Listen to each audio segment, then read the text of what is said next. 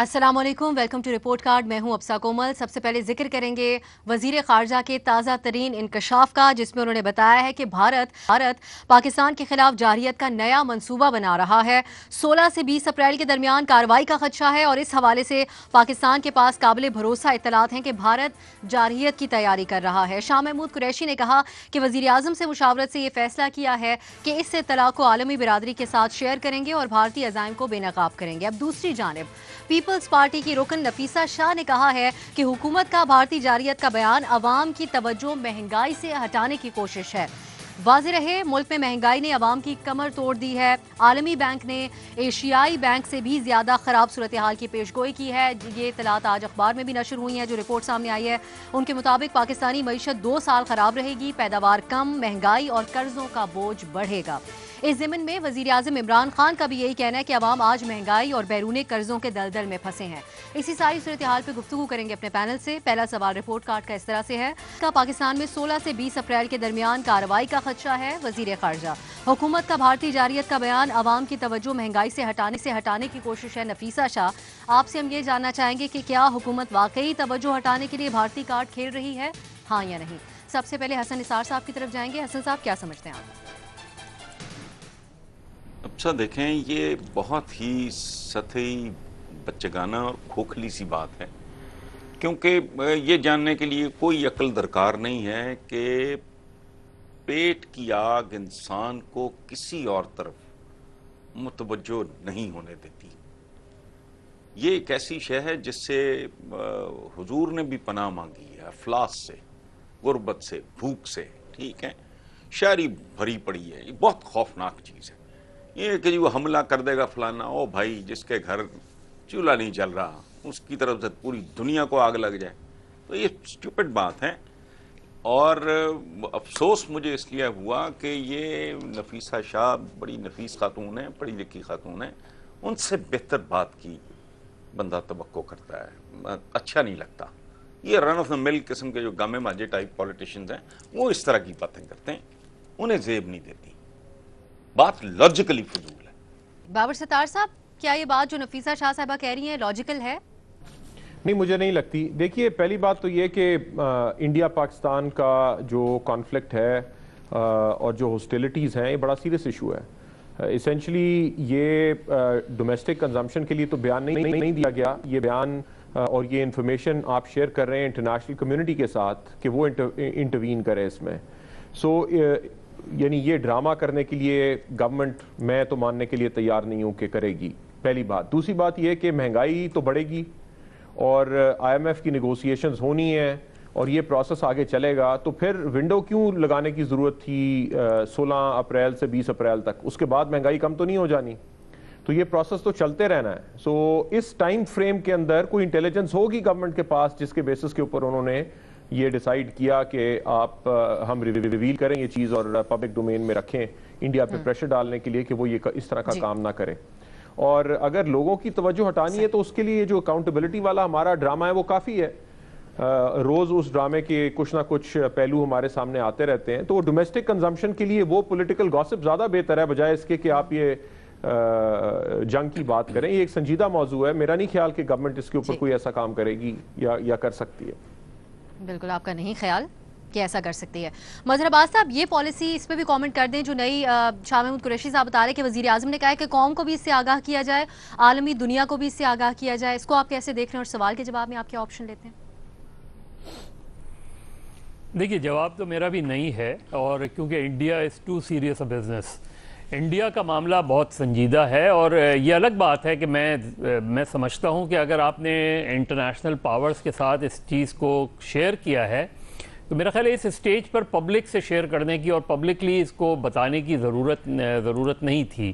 جب اگر کوئی ایسا واقعہ ہو جاتا تو آپ یہ برملا کہہ سکتے تھے کہ ہم نے انٹرنیشنل کمیونٹی کو، اور بائی نیم کہہ سکتے تھے کہ ہم نے ان سے شیئر کی ہے بات. لیکن میں نہیں سمجھتا کہ یہ معاملہ جو ہے یہ مہنگائی سے توجہ ہٹانے کے لیے ہے یا پیٹرول کی قیمتوں میں جو اضافہ ہوا ہے اس سے توجہ ہٹانے کے لیے، کیونکہ دوسری طرف اپوزیشن نے بھی اس پہ کوئی بہت بڑا احتجاج نہیں کیا. دیکھیے، آپ کے بیانات اس حوالے سے آتے رہے کہ جی نواز شریف کے خلاف مقدمات، حمزہ شہباز کے خلاف مقدمات، زرداری صاحب کے خلاف مقدمات، لیکن کیا آپ نے یہ دیکھا کہ کسی بھی ایک جو مین سٹریم پارٹیز ہیں انہوں نے اس پر احتجاج کی کال دی ہو کہ جی مہنگائی کے خلاف، مہنگائی کتنی ہو گئی ہے، دواؤں کی قیمتیں کہاں پہنچ چکی ہیں، پیٹرول کی قیمتیں کہاں پہنچ چکی ہیں، روزمرہ کی اشیاء کی قیمتیں کہاں پہنچ چکی ہیں؟ تو اپوزیشن کا رویہ بھی، اپوزیشن کا بھی احتجاج ہمیں اس حوالے سے نظر نہیں آیا. لیکن اور بہت سے ایشوز ہوتے ہیں اٹینشن ڈائیورٹ کرنے کے لیے جو کرتی ہیں گورنمنٹس، مختلف گورنمنٹ. لیکن میرا خیال ہے جب وزیر خارجہ بھارت کے ایشو پر بات کر رہا ہو یا افغانستان کے ایشو پہ بات کر رہا ہو یا بین الاقوامی سطح پہ کسی ایشو پہ بات کر رہا ہو تو وہ ظاہر ہے وہ ڈومیسٹک پولیٹکس سے توجہ ہٹانے کے لیے نہیں ہوتی، اس کا تعلق نہیں ہوتا، نہیں کا آپشن آپ لے رہے ہیں. نیائی صاحب یہی بات کہ جب اپوزیشن تو مہنگائی کے اوپر کچھ کہہ نہیں رہی تو کیا اس بات میں دم ہے جو نفیسہ شاہ صاحبہ کہہ رہی ہیں کہ توجہ ہٹانے کے لیے کیا یہ بیان دیا گیا ہے؟ دیکھیں جی، میرا خیال ہے دو مختلف طریقوں سے اس کو دیکھنا پڑے گا. جو اوورآل جو انڈیا کے ساتھ ہمارا جو جنگ کا جو خطرہ ہے یا جو جنگ کا جو ماحول ہے وہ تو موجود ہے، اور وہ موجود یہ نہیں ہے کہ وہ کسی وقت ٹلا ہے. جب لاسٹ ٹائم ہم یہ ڈسکس کیا تھا اور شاہ محمود صاحب نے کہا تھا کہ جی تقریباً ٹل گیا ہے، لیکن ہمیں اپنے مودی کے الیکشن تک چند مہینے ہمیں دیکھنا ہوگا کہ وہ جو ہے بھارت سے پھر بھی کچھ نہ کچھ شرارت کی توقع ہے. تو میرا موقف ہمیشہ سے یہ تھا کہ بات تو صحیح ہے کہ انڈیا سے ہمیں توقع ہے، لیکن وجوہات وہ نہیں ہیں جو یہ دے رہے ہیں. وجوہات یہ ہیں کہ بھارت نے 3 ایسے موقع پہ 47, 48 اور پھر 71 اور پھر آج کل کا ماحول ہے. اس میں پاکستان جب انتہائی ایک نازک ترین دور سے گزرا تھا تو انہوں نے ہمارے اوپر یا جنگ نافذ کیا، جنگی کیفیت کی، ان بٹوین سٹینڈ آؤٹس بھی ہوئے 4, 5, 6، لمبی بات ہے. لیکن یہ ساری صورتحال ہے کہ بھارت جو دیکھنا چاہتا ہے، یہ میرا بالکل نپا تلا جو ہے میرا خیال ہے کہ بھارت پاکستان کی معاشی جو دگردوں اور ایک ابتر کیفیت ہے اس سے ہی فائدہ اٹھانا چاہتا ہے. تو مودی ہو یا مودی کے بعد ہو، کانگریس ہو یا مودی ہو، یا الیکشن ہو یا الیکشن کے بعد کا مودی ہو، یہ وہ پاکستان سے پریشر نہیں ہٹائیں گے تاکہ پاکستان اگر کسی معاشی سٹرانگ ہولڈ میں آیا ہوا ہے، جکڑ میں آیا ہوا ہے، گرفت میں آیا ہوا ہے تو نکل نہ پائے. باقی یہ کہ یہ ضرور ہے، ٹھیک ہے کہ اس حکومت کے اندر میں اس لیے ہاں کا آپشن لوں گا کہ یہ جب کبھی کوئی اس طرح کی کیفیت ہو رہی ہے تو کوئی نہ کوئی یہ ڈرامہ رچا دیتے ہیں. موجود شاید وہ بھی چیزیں موجود ہوتی ہیں لیکن اس کو اجاگر کر کے کیونکہ میڈیا جو ہے وہ 2 اچھا کا کام لیتا ہے. تو میڈیا جب اس کے اوپر ڈسکشن شروع کر دیتا ہے تو جو اسے ہٹ جاتی ہے. میں حسن صاحب کی بات سے متفق ہوں کہ بھوک ضرور آپ کو جھنجھوڑتی رہتی ہے، لیکن جب میڈیا جب اس کرتا ہے تو بھوک جو ہے وہ ٹھیک ہے. صافی صاحب ایک تو اس پہ بھی ضرور کامنٹ کیجئے گا کہ قوم کو آگاہ کرنا یہ پہلی بار ہم دیکھ رہے ہیں، ایگزیکٹ ڈیٹس بھی کہ کب خدشہ ہے. کیا اس سے بے یقینی کی کیفیت پھیلتی ہے یا پھر یہ صحیح طریقہ کار ہے، یا کہیں نہ کہیں مودی کو بھی انتخابات میں فائدہ ہوگا اس اعلان سے جو پاکستان میں کیا گیا؟ دیکھیے، ایک تو مظہر صاحب نے جس طرح فرمایا میں اس سے اتفاق کرتا ہوں کہ اگر اس طرح کی بات تھی بھی تو پبلک کے ساتھ شیئر کرنا اور ایک بے یقینی کی فضا پیدا کرنا یہ حماقت اس لیے ہے کہ اس وقت بے یقینی کی فضا سب سے زیادہ ہمارے لیے اور ہماری معیشت کے لیے نقصان دہ ہے. اور اسی لیے انڈیا کی بار بار کی ہٹ درمی کے جواب میں ہمارے ملک کی طرف سے صبر کا، تحمل کا مظاہرہ کیا جاتا رہا تاکہ بے یقینی کی فضا نہ ہو. دوسری بات یہ ہے کہ جب اس طرح کی چیزیں ہونے والی ہوں دشمن کی طرف سے تو آگے پیچھے بھی ماحول وہی ہوتا ہے. اب اس وقت ہم نے دیکھا کہ ایک طرف تو پاکستان نے اسی ہفتے انڈین پروازوں کو اپنے فضا کے استعمال کی اجازت دی. آج بھی انڈین کچھ قیدی جو ہے ماہی گیر وہ رہا ہو رہے ہیں. یعنی جو ایک ماحول، بہتر ماحول میں جو اقدامات ہوتے ہیں وہ پاکستان کی طرف سے ہو رہے ہیں. تیسرا، جب اس طرح کا خطرہ ہو تو ملک کے اندر اپنے سیاسی اختلافات کو بلا دیا جاتا ہے اور ہم آہنگی کی فضا پیدا کی جاتی ہے. جس دن شاہ محمود قریشی صاحب یہی کچھ کہہ رہے تھے، اسی دن خیبر ایجنسی میں جلسے سے خطاب کرتے ہوئے عمران خان صاحب نے نواز شریف کو بھی للکارا، زرداری کو بھی للکارا، ملک میں تلخیاں بڑھانے کی کوشش کی، لیکن انڈین معاملے پہ انہوں نے کچھ بھی نہیں کہا. تو ایک تو یہ چیزیں ہیں. لیکن تو جتنا یہ سنجیدہ معاملہ ہے اتنا ہی بدقسمتی سے پاکستان کے اندر اس وقت غیر سنجیدہ لوگوں کی حکومت ہے. لیکن میں اس لیے نہیں میں جواب کا آپشن لوں گا کہ ایک تو انڈیا کا معاملہ جن حلقوں کے ہاتھ میں ہوتا ہے اور جو اس حکومت کو ڈیل کر رہے ہیں، میرے خیال میں وہ اس حکومت کو انڈیا کے معاملے پہ کھیلنے نہیں دے گی جتنا وہ سینسٹیو ہے۔ دوسری بات یہ کہ اگرچہ ہمارے ہاں بچگانہ قیادت ہے، لیکن اس وقت انڈیا میں جنونی قیادت ہے، اور اس سے آپ کسی بھی حرکت کی توقع کر سکتے ہیں جو صبح کی ہوئی ہے انڈین لیڈرشپ کی اور انڈیا کی آرمی کی، وہ میرے خیال میں وہ ہضم نہیں کر سکتے۔ الیکشن کا ماحول بھی ہے، تو اس لیے ان سے کسی بھی حرکت کی توقع کی جا سکتی ہے۔ ویسے آپ نے ادروائز اپنا تجزیہ پیش کیا، لیکن آخری حصے میں آپ نئی کا آپشن لے رہے ہیں اور اس کی وجہ بھی بتا رہے ہیں۔ سلیم صافی صاحب، 4 نہیں اور 1 ہاں کا آپشن سامنے آیا ہے، صافی صاحب نے اس میں نہیں کا آپشن ہی لیا ہے۔ انٹرپول نے سابق وزیر اعظم نواز شریف کے دونوں بیٹوں حسن اور حسین نواز کے ریڈ وارنٹ جاری کرنے سے انکار کر دیا ہے۔ ایف آئی اے نے حسین اور حسن نواز کے ریڈ وارنٹ جاری کرنے کے لیے انٹرپول سے رابطہ کیا تھا، تاہم انٹرپول نے دونوں شخصیات کے خلاف ریڈ وارنٹ جاری کرنے سے انکار کر دیا ہے، اور اس حوالے سے یہ تحریری جواب دیا ہے ایف آئی اے کو، جو کہ ان کو موصول ہو گیا ہے۔ اپنے جواب میں یہ موقف اختیار کیا کہ حسن اور حسین نواز دونوں سیاسی شخصیات ہیں جن کے وارنٹ گرفتاری جاری نہیں کیے جا سکتے۔ ایف آئی اے حکام نے انٹرپول کے جواب سے وزارت داخلہ اور اعلیٰ حکام کو آگاہ کر دیا ہے۔ حسن اور حسین نواز برطانیہ میں مقیم ہیں اور برطانوی شہریت بھی رکھتے ہیں۔ حسین نواز پینما کیس میں نامزد تھے اور احتساب عدالت نے انہیں اشتہاری قرار دے رکھا ہے۔ ساری صورتحال پہ گفتگو کریں گے اپنے پینل سے۔ اس معاملے پر سوال اس طرح سے ہے، انٹرپول کا حسن اور حسین نواز کے خلاف ریڈ وارنٹ جاری کرنے سے انکار۔ حسن اور حسین نواز سیاسی شخصیات ہیں جن کے ریڈ وارنٹ جاری نہیں کیے جا سکتے۔ انٹرپول آپ سے یہ جاننا چاہیں گے کہ کیا انٹرپول کا موقف اس بارے میں درست ہے؟ سب سے پہلے بابر ستار صاحب کی طرف جائیں گے۔ بابر صاحب، حسن اور حسین نواز کا موقف اس بارے میں یہی تھا کہ وہ لوگ سیاسی شخصیات ہیں، ان کو اس لیے ٹارگٹ کیا جا رہا ہے، تو یہ کہا جا سکتا ہے کہ انٹرپول نے ان کا موقف تسلیم کیا ہے؟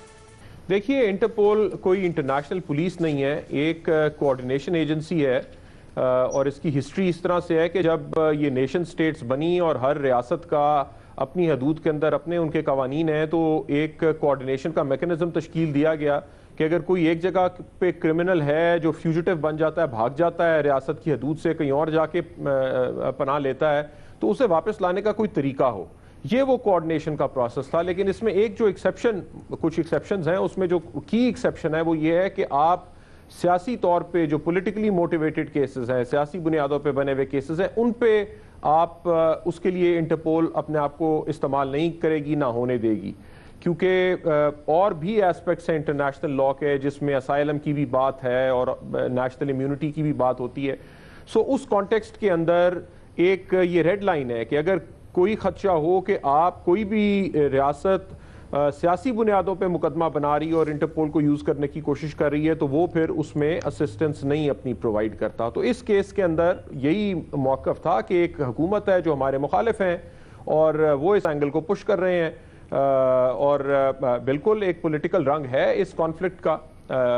کئی لیگل کنٹروورسیز ایسی ہیں جن کا پولیٹیکل رنگ ہوتا ہے، اس کا ہے، اور وہ جب پیش کیا انٹرپول کے سامنے تو انہوں نے ایکسیپٹ کر لیا۔ میرا خیال ہے ٹھیک موقف ہے انٹرپول کا، اور اگر یہ موقف انٹرپول نہ رکھے تو پھر انٹرپول بھی پولیٹیکلی اس کی کریڈیبلٹی افیکٹ ہو سکتی ہے، اور ہوئی بھی ہے کئی کیسز میں، کئی جگہوں پہ انہوں نے کچھ ایسے فیصلے کیے ہیں جس کی وجہ سے پھر سٹیٹس نہیں آپ کے ساتھ فیسیلیٹیٹ کرتی ہیں آپ کو۔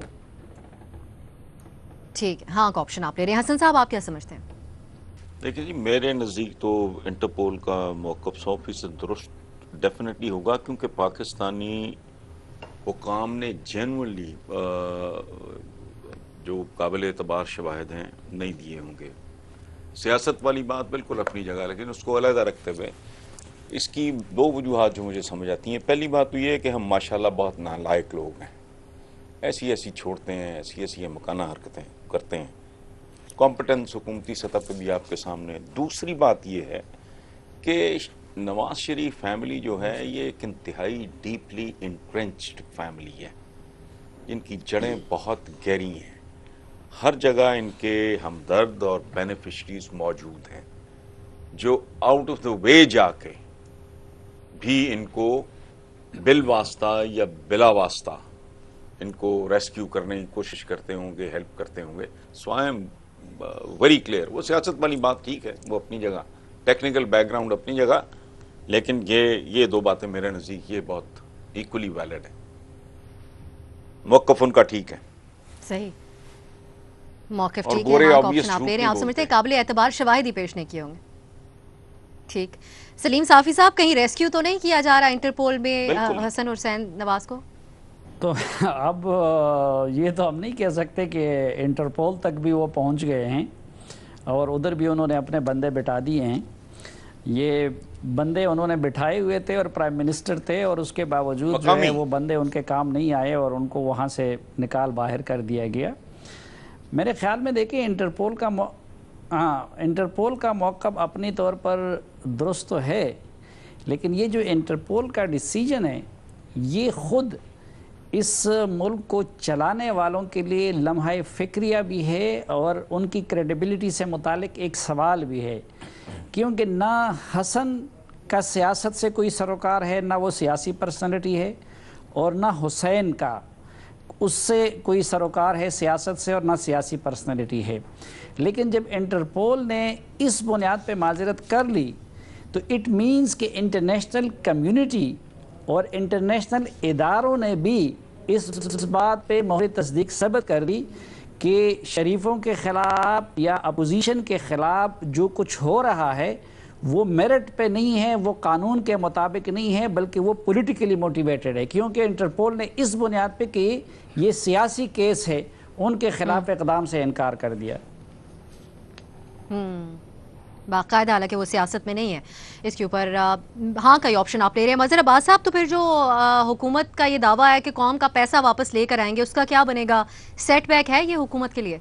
دیکھیے ٹیکنیکلی یا لیگلی ان کا موقف بھلے درست ہو, لیکن مجھے تضاد نظر آ رہا ہے. ابھی حال ہی میں سعودی عرب سے بے نامی اکاؤنٹ کیس کے ماسٹر مائنڈ کو انٹرپول نے ہینڈ اوور کیا, گرفتار کیا اور ہینڈ اوور کیا پاکستان کے. کیا وہ یہاں تو یہ بھی زرداری صاحب کا موقف ہے اور بلاول بھٹو کا موقف ہے اور ان کا موقف ہے کہ یہ پولیٹیکلی موٹیویٹڈ کیس ہے, لیکن وہ گرفتار ہوا اور اس کو پھر ہینڈ اوور کیا گیا اور اسے اسلام آباد لایا گیا.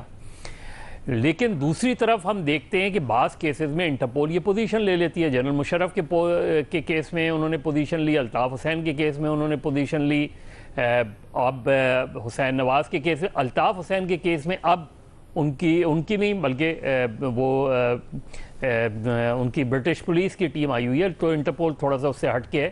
لیکن چیز یہ ہے, جس طرح ابھی سلیم صافی صاحب کہہ رہے تھے, کہ یہ کوسچن تو اپنی جگہ رہے گا نا کہ حسین نواز اور حسن نواز جب یہ بات کہتے ہیں کہ وہ سیاسی شخصیت ہیں تو سیاسی شخصیت کے بیٹے تو ہو سکتے ہیں وہ, لیکن ان کا اپنا کوئی پولیٹیکل رول پاکستان میں نہیں رہا کبھی بھی. وہ نواز شریف صاحب وزیر اعظم رہے تو وہ وزیر اعظم ہاؤس میں رہے, نواز شریف صاحب پاکستان میں ہیں تو وہ پاکستان میں آتے جاتے رہے. اب ان پہ ایک مقدمہ ہے, مقدمے کی میرٹ کیا ہے؟ مقدمے کی میرٹ کوئی جو گورنمنٹ ہے, گورنمنٹ جو کیس بنا رہی ہے, کیا وہ پولیٹیکلی موٹیویٹڈ کیس ہے؟ یہ گورنمنٹ کا کیس ہی نہیں ہے وہ. تو میرا خیال ہے یا تو یہ کیس پراپرلی پلیڈ نہیں کیا گیا ود انٹرپول, تضاد ہے, انٹرپول سے صحیح طریقے سے اس چیز کو شیئر نہیں کیا گیا, تو انٹرپول نے اسی بنیاد پہ غالباً پوزیشن لی ہے. لیکن یہ ضرور ہے کہ ہم اگر کیسز دیکھیں, انکوائریز دیکھیں انٹرپولز کے پاس جو گئی ہیں, تو اس میں پک اینڈ چوز ضرور ہمیں نظر آیا ہے. نظر آیا آپ کو؟ ٹھیک ہے, تو یعنی ہم نہیں کا آپشن لکھتے ہیں. صاحب آپ کے اس میں آپشن, نیائی صاحب آپ کے خیال میں اب اگر نہیں ہے باقاعدہ طور پر حسن اور حسین نواز سیاسی شخصیات, تو انٹرپول نے یہ موقف کیوں اپنایا ہے؟ میرا خیال ہے کہ جو ہم ڈسکس کر رہے ہیں اس میں تھوڑی سی جو ہے ایک سکم ہے کہ انٹرپول کے جو ہے جو پیرامیٹرز ہیں یا ان کے جو ایس او پیز ہیں وہ شاید اس کے اندر ان ساری چیزوں کی گنجائش ہے. پہلی بات تو یہ ہے کہ پچھلے 3 دنوں سے لاہور ہائی کورٹ کے خلاف ایک طوفان بدتمیزی سوشل میڈیا پہ اٹھ چکا ہے, اور اب انٹرپول کے اس بات کے بعد میرا خیال ہے کہ تحریک انصاف کے جو بھی وہ جتنے جو لواحقین ہیں اور مربین ہیں وہ سارا ان کا اب ٹائم ہوا چاہتا ہے کہ اب اسکاٹ لینڈ یارڈ کو بھی جو ہے نا وہ اس کو گالیاں دیں. اسکاٹ لینڈ یارڈ نے کیا کرنا ہے؟ وہ آپ ان کو آپ کیس دیں گے, اس کو ویب کریں گے. اب یہ کہنا کہ یہ شواہد جو ہیں وہ جو یہاں پہ تھے وہی دے ہی ہیں نا, ان کے شواہد ان کے پاس ہیں, اسی شواہد کے اوپر تو نواز شریف صاحب کو انہوں نے کانوکٹ کرایا ہے. کیوں نواز شریف صاحب کو سزا ملی ہے؟ اور اگر وہ اتنے فول پروف شواہد تھے تو انٹرپول نے تو یہ تو دیکھنے نہیں ہے کہ ایک سیاسی آدمی قتل کرے گا تو یہ کہے گا میں سیاسی ہوں، میں نے قتل کیا ہوا ہے، مجھے چھوڑ دیا جائے. نہیں، انٹرپول دیکھیے اس نے قتل کیا یا نہیں کیا، اگر اس نے منی لانڈرنگ کیا یا نہیں کیا. منی لانڈرنگ مانے کہ 1985 سے اس کے پیچھے دنیا پڑی ہوئی ہے اور ایک پیٹرو لا بنا تھا، اور اب وہ اتنے سخت قوانین ہیں کہ منی لانڈرنگ کے اوپر چھوٹی سی بھی اس کے اوپر ہم ایف اے ٹی ایف میں آپ کو پورا ملک پھنسا ہوا ہے اسی بات کے اوپر، منی لانڈرنگ کے اوپر. تو کیا آپ اس چھوٹی سی بات نہیں پروو کر سکتے ان کے بارے میں؟ آپ کا اتنی ایویڈنس نہیں ہے منی لانڈرنگ کے اوپر، آپ کو پلک چھپکتے انٹرپول آپ کی بات مانے گی یا کوئی کرائم کمٹ کیا ہوا ہے. اس سے آپ کا بھانڈا پھوٹ گیا ہے. پتہ چلے کہ آپ نے بالکل جھوٹے کیسے کے اوپر نواز شریف کو سزا دلائی ہے، نہ یہاں کچھ جان تھی، نہ وہاں کچھ جان تھی، ساکھ پھیل بھی نہیں تھی، صرف حزیمت، بے عزتی اور اپنے آپ کو جو شرمندہ کروا. صحیح. آپ نے ہمارے 4 تجزیہ کاروں نے اس میں ہاں کا آپشن لیا ہے، ایک نہیں کا آپشن سامنے آیا.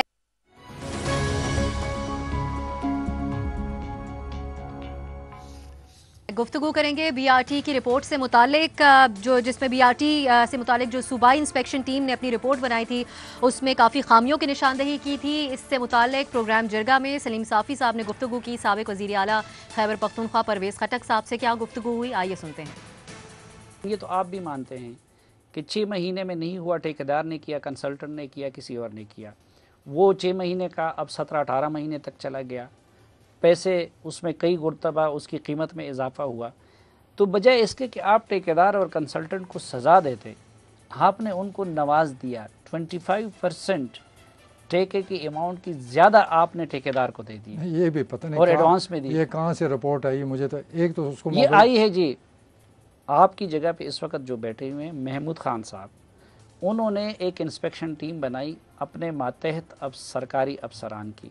ان کی یہ رپورٹ سامنے پڑی ہے، وہ آپ پہ یہ الزام لگا رہے ہیں. میرے پہ الزام لگا رہے تو بہت جھوٹا ہوگا جو بھی ہے، کیونکہ یہ جو نہ کسی کو نوازا گیا، یہ جو ٹھیکہ تھا یہ اس آپ سمجھتے ہیں 25% ایکسٹرا ٹھیکیدار کو نہیں دیے گئے؟ کوئی نہیں دیا. یہ جب ٹینڈر ہوا یہ بلو آیا، جو ایسٹیمیٹ تھا اس سے یہ 10% بلو آیا، اور یہ کسی کو نوازا نہیں، اور نہ کوئی نواز سکتا ہے. کوئی بلیک اینڈ وائٹ میں ساری چیز ہوتی ہے. پتہ نہیں کدھر کی یہ بات کریں کہ 25%. میں حیران ہوں. یہ جو انکریز ہوا ہے نا چینجز کی وجہ سے، شاید اس کی بات کر رہے ہوں. نوازا کسی کو نہیں گیا. یہ مجبوراً اگر کنسلٹنٹ کے پاس اور کوئی راستہ ہوتا کہ اس کے سیونگ کرنے تو یہ ہو جاتا. جس اسمبلی نے آپ کو وزیر اعلیٰ بنایا تھا، محمود خان کو بھی اسی نے بنایا ہے، تو ان کی انسپیکشن ٹیم کی رپورٹ ہے، ان کے دستخطوں سے ہے، وہ یہ کہہ رہے ہیں. تو ہم میں چیلنج کرتا ہوں کہ غلط رپورٹ ہے. خیبر پختونخوا میں صوبائی انسپیکشن ٹیم کی جو رپورٹ سامنے آئی تھی اس میں ہم نے پروگرام میں بھی گفتگو کی تھی. اس کے بعد 2 افسران کو بھی عہدوں سے ہٹایا گیا تھا. اب یہ سابق وزیر اعلیٰ خیبر پختونخوا پرویز خٹک نے موجودہ وزیر اعلیٰ کی جو انسپیکشن ٹیم کی رپورٹ ہے اس کو مسترد کر دیا ہے صافی صاحب سے گفتگو میں. اسی پر ہم گفتگو کریں گے اپنے پینل سے. سوال اس طرح سے ہے، B R T report Pervez Khattak اور وزیر اعلیٰ خیبر پختونخوا آمنے سامنے. انسپیکشن ٹیم کو کہنے دیں. چیلنج کرتا ہوں کہ وزیر اعلیٰ انسپیکشن ٹیم کی رپورٹ غلط ہے. پرویز خٹک آپ سے یہ جاننا چاہیں گے کہ کس کا موقف درست ہے؟ 2 آپشنز، پرویز خٹک کی وضاحت یا محمود خان کی رپورٹ. سب سے پہلے ہم چلیں گے سلیم صافی صاحب کی طرف. صافی صاحب، جو گفتگو آپ نے کی ہے پرویز خٹک صاحب سے، اسے آپ نے کیا اخذ کیا ہے؟ کس کا موقف آپ کو بہتر لگ رہا ہے؟ لیکن رپورٹ تو درست ہے، رپورٹ ادھوری ضرور ہے، کیونکہ بہت سارے بلنڈرز کا اور بہت ساری بے قاعدگیوں کا اس رپورٹ میں احاطہ نہیں کیا گیا ہے، اور اسی طرح بہت سارے نام بھی اور ذمہ دار بھی اس میں منشن نہیں ہے. مثلا ایک بڑا ذمہ دار تو خود عمران خان صاحب ہیں، جنہوں نے اپنے ماضی کے موقف کے برعکس اس کی اجازت دی، پھر اس کی وکالت کی، پھر ٹھیکیدار پہلے بنی گالا بھی آتا جاتا رہا. کل اس کے پروگرام میں بھی ضیاء اللہ افریدی صاحب نے اس کی گواہی دی. تو ٹھیکیدار کے ساتھ بہت سارے معاملات وہ اسلام آباد میں ہوتے رہے جن کو ٹھیکہ دیا گیا تھا. تو ایک تو وہ ہے. دوسرا، اس وقت کے چیف سیکرٹری، ظاہری بات ہے کہ کتنے معاملات اس طرح کے بیوروکریٹ کرتے ہیں اور کس طرح کے وزیر اعلیٰ کے سامنے تو پھر فائلیں آتی ہیں. پھر ایک تیسرا بندہ جو ابھی اس کا ذکر نہیں آ رہا ہے، وہ موجودہ وزیر بلدیات ہے، کہ اگر پرویز خٹک نے 6 مہینے اس پہ گزارے تھے حکومت میں آنے سے پہلے، تو نئی حکومت کو 8 مہینے ہو گئے. اور ماضی میں یہ پروجیکٹ جماعت اسلامی کے وزیر بلدیات سے لے کے وزارت ٹرانسپورٹ کو دے دیا گیا تھا، اب یہ وزارت بلدیات کے تحت ہے. تو پچھلے 8 مہینوں میں بھی شاہرام خان ترکی صاحب، اور یہ وہی شاہرام خان ترکی صاحب ہیں جن کے فیملی کے شریف فیملی سے بھی شاید زیادہ پاناما میں اکاؤنٹس تھے، تو وہ وزیر بلدیات ہیں پی ٹی آئی کے، تو ان کا ذکر اس میں بیچ میں کہیں پہ بھی نہیں ہے، اور اس وقت ان دونوں کا تو نام لیا جا رہا ہے، محمود خان کو اس پروجیکٹ کے قریب بھی جانے نہیں دیا جا رہا ہے، کیونکہ شاہرام خان ترکی جو ہے وہ عمران خان کے ساتھ ڈائریکٹ کنٹیکٹ میں ہیں، اور وہ خود وزارت اعلیٰ کے خواہش مند تھے، ان کی اور محمود خان کی بات بھی وہ بنتی نہیں ہے، اس لیے یہ ان سے نہیں ہو سکے گا، یہ اعلیٰ سطح پہ یا تو جو ہائی کورٹ میں معاملہ ہے وہ کیا جائے، یا پھر نیب سے تو خیر ہمیں کسی خیر کی توقع نہیں ہے، لیکن عمران خان سے لے کے شاہرام خان تک یہ سب اس کے ذمہ دار ہیں۔ آپشن آپ محمود خان کا لے رہے ہیں، حسن نثار صاحب آپ کیا سمجھتے ہیں؟ دیکھیں، یہ پیچیدہ اور ٹیکنیکل معاملہ ہے، اس لیے میں تو یہ بتانے سے قاصر ہوں گا کون صحیح کون غلط ہے۔ ممکن ہے جزوی طور پہ خٹک صاحب بھی ٹھیک ہوں اور جزوی طور پہ غلط ہوں، وہ جو محمود خان ہیں ممکن ہے جزوی طور پہ ٹھیک ہوں، جزوی طور پہ غلط ہے۔ یہ اتنا لوڈڈ قسم کی بات ہے، میں لاہور بیٹھ کے نہ کبھی کے پی کے نہ کوئی لینا نہ دینا، سو آئی کینٹ ایون کامنٹ، آنا میں جواب دینا تو بہت ہی ناممکن۔ آپ اس پہ کامنٹ نہیں کرنا چاہیں گے؟ ٹھیک، نیائی صاحب ٹھیک۔ نیائی صاحب، یہ منصوبہ شروع ہونے سے پہلے ہی بڑی افسوسناک خبر اس ویکینڈ پہ سامنے آئی تھی، ایک خاتون کی جان چلی گئی، معاملہ بہت سنجیدہ ہے، آپ کو کس کا موقف درست لگ رہا ہے اس پہ؟ دیکھیں جی، میں تو یہ سمجھتا ہوں کہ جو رپورٹ آئی، جیسے سلیم صافی صاحب نے کہا ہے، بلکہ ان کے پروگرام دیکھنے کے بعد کچھ کسر نہیں رہی، کیونکہ انہیں ہر پہلو کو کور کیا۔ یہ رپورٹ ابسا کور اپ ہے، کیونکہ بلنڈر اس سے بہت زیادہ ہیں۔ یہ دنیا کا 8واں عجوبہ ہے، میں نہیں کہہ رہا ہوں، یہ سروے کے لوگ این جی اوز وغیرہ گئے یا مختلف ٹی وی چینل، تو پشاور کے لوگ کہہ رہے ہیں کہ یہ دنیا کا 8واں عجوبہ ہے۔ یہ ایک ہوتا ہے، انگلش میں کہتے ہیں پاسنگ دا بک، یہ وہ ہوگا جی بلیم گیم شروع ہے، اور وہ ایک کہے گا کہ اسی غلطی ہے۔ اصل تہ تک پہنچنا ضروری ہے، کیونکہ یہ ایک منصوبہ پوری عمران خان کی حکومت نے شروع کرایا ہے، اور اگر ان کی اہلیت، قابلیت، دیانت، شرافت اس ایک منصوبے کے اندر جو ہے وہ پوری کی پوری اجاں نہیں ہوتی، تب بھی اس کو چھپایا گیا لوگوں سے، پنجاب کی 56 کمپنیوں کو اٹھایا گیا اس منصوبے کے اوپر، اور کنسلٹنٹ کی رپورٹ ایک خفیہ رپورٹ ہے، اس وقت کو بھی اگر نکلوا لیں تو ان کے اپنے جو کنسلٹنٹ ہیں کے پی حکومت کے پروجیکٹ کے، وہی آپ کو بہت کچھ بتا دیں گے، باقی ٹیکنیکل کتنے فلاز ہیں اور کیا کیا بلنڈر اور کتنا محمود پیسہ خان کھایا کا گیا۔ آپشن لے رہے ہیں نیائی صاحب بھی، مظہر عباس صاحب ٹھیک ہے، آپ کے خیال میں مظہر صاحب کس کا موقف درست ہے اس پہ؟ میرا خیال ہے دونوں ذمہ دار ہیں، اگر کوئی پروجیکٹ اپنے ٹائم پر اور اس سے بھی تھوڑا سا آگے چلے جائیں، اس پہ کمپلیٹ نہ ہو اور اس پہ اتنے سوالات اٹھ جائیں، اتنی مختلف ذرائع سے، خود حکومتی ذرائع سے اتنی ناقص رپورٹس آ رہی ہوں، اور خود گورنمنٹ آف خیبر پختونخوا کی انسپیکشن ٹیم اگر یہ رپورٹ دے رہی ہو، تو میرا خیال ہے لارجلی دونوں رسپانسبل ہیں، کیونکہ دونوں اس پروجیکٹ کو نہیں کمپلیٹ کر پا رہے، اور یہاں تو اس پہ یو ٹرن بھی آپ نہیں لے سکتے، کیونکہ ایک پروجیکٹ اتنا پھیل گیا ہے، ملینز آف روپیز اس میں لگ گئے ہیں۔ فرام دا ڈے ون جب انہوں نے یہ ایڈونچر کیا تھا کہ وہ میٹرو بنائیں گے، میٹرو کی مخالفت کرتے ہوئے انہوں نے نہیں سوچا، اتنی جلد بازی میں چیزیں کی۔ ایسے پروجیکٹس جب بنائے جاتے ہیں تو اس کی فیزیبلٹی دیکھی جاتی ہے، دیکھا جاتا ہے کہ کتنا فیزیبل ہے یا نہیں ہے۔ خیبر پختونخوا پشاور کے لیے یہ واقعی اتنا فیزیبل تھا یا نہیں تھا، تو میرا خیال ہے بنیادی طور پہ دونوں ہی اس کے ذمہ دار ہیں، دونوں پہ ہی جاتی ہے ذمہ داری۔ ٹھیک ہے بابر صاحب، دیکھیے خٹک صاحب کی بات سمجھ میں اس صورت میں آتی کہ وہ کوئی ایسی دلیل دیتے، صافی صاحب کے پروگرام میں دیتے، ویسے میڈیا میں دیتے کہ جب تک میں وہاں پہ موجود تھا اس وقت تک یہ پروجیکٹ ٹھیک چل رہا تھا، سو اس کی کنسیپشن بھی ٹھیک ہے، اس کی پلاننگ بھی ٹھیک ہے، اور جب تک ہم موجود تھے اس کی ایگزیکیوشن بھی ٹھیک تھی، اور میرے ہٹنے کے بعد اس کی ایگزیکیوشن خراب ہوئی، تو پھر ہم یہ سوال اٹھاتے کہ کیا محمود خان ذمہ دار ہیں کیونکہ اب وہ چیف منسٹر ہیں۔ لیکن جس چیف منسٹر کے نیچے پروجیکٹ کنسیو ہوتا ہے اور اس کے بعد اس کی پروکیورمنٹ سٹارٹ ہوتی ہے اور اس کے بعد کانٹریکٹ دیے جاتے ہیں اور وہ چلتا ہے، وہ آ کے کہے نہیں میرا کوئی قصور نہیں ہے اس میں، پروجیکٹ پرابلمیٹک ہے، تو ان کی دلیل مجھے تو بالکل اس کے اندر کوئی ایسی لاجک نہیں نظر آئی جو ماننے والی ہو۔ سو ممکن ہے محمود خان بھی ذمہ دار ہو، لیکن جہاں سے بات شروع ہوئی ہے وہ بتاتے تو صحیح کہ میری رسپانسبلٹی کیا تھی، کس حد تک تھی۔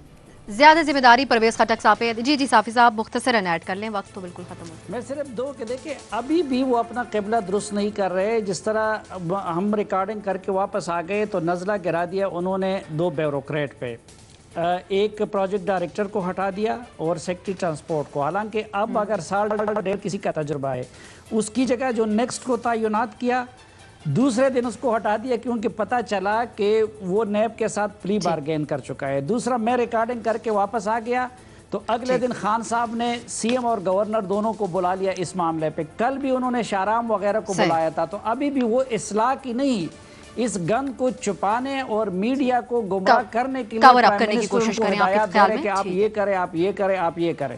ایکشن تو اس رپورٹ پہ کسی نے نہیں لیا. صحیح صاحب. اس معاملے میں ہمارے دیگر تجزیہ کاروں کی رائے اس پر سامنے آ گئی. آپ سب کا پروگرام میں شرکت کے لیے شکریہ. اجازت دیجیے ناظرین، خدا حافظ.